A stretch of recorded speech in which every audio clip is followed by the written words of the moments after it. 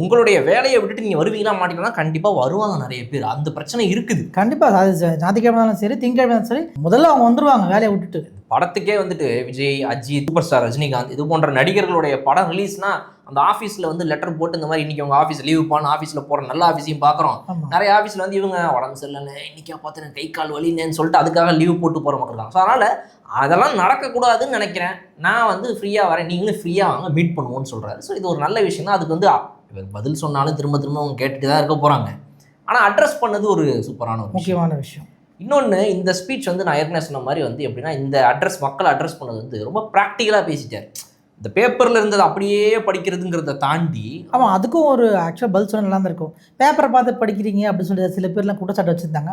அதுக்கு பதில் சொல்லிருக்கலாம். பட் ஆனால் இதில் வந்து கிட்டத்தட்ட அதுக்கு பதில் சொல்கிற மாதிரியே வந்து பண்ணிட்டாப்ல. அடுத்த சனிக்கிழமை மேபி அதுக்கு ஒரு பதில் வந்தாலும் வரும் போல இருக்கு.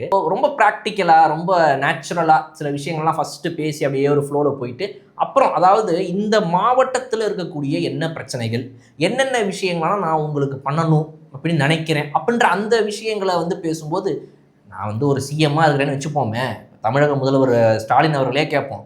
ஒரு முதல்வருக்கு வந்து ஐயா சொல்லுங்கள் 39 மாவட்டங்கள்லாம் ரெக்கார்ட் கேமரா ஆன் சொல்லுங்கள் 39 மாவட்டங்களில் என்னென்ன விஷயங்கள்லாம் தேவைப்படுது அந்த மக்கள்னு சொன்னால் கண்டிப்பாக அவராலே சொல்ல முடியாது. அவரே கண்டிப்பாக ஒரு நோட்ஸ் எடுத்து தான் ஆகணும். யாராக தான் சீமானவர்கள் இன்னைக்கு வந்துட்டு என்ன பார்த்து நீ பேசுகிற அப்படின்னு சொல்லி அவர் கேட்கலாம், எல்லாரும் சாடலாம். பட் யாருனாலையுமே ஒரு 39 மாவட்டங்களில் 234 தொகுதிகளில் கூடிய ஒரு 10-15 லிஸ்ட்டு அப்படியே உட்காந்து 5 நிமிஷத்துலலாம் சொல்ல முடியாது.